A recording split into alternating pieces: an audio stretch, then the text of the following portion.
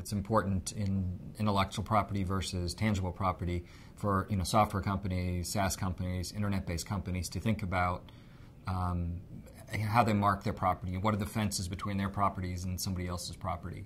And so one of the ways you do that is you mark your property and say it's our company, confidential information, internal use, or it's trade secret. But marking it is really key so that your employees, maybe your customers, just people in general know that it's your property and not somebody else's.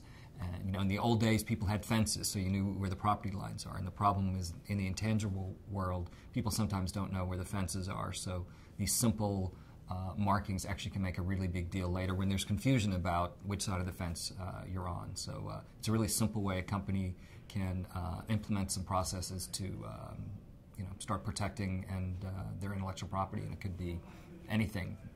But the key is to think about it, mark it, and treat it, as something different from somebody else's property. And this is one way to do it.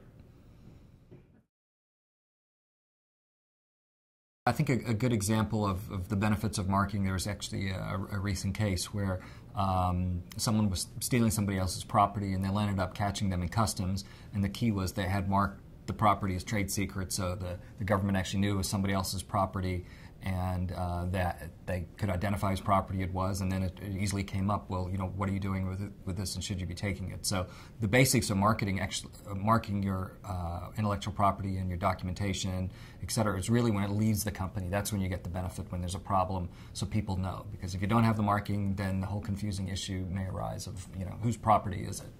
So it's a really simple, real-world example.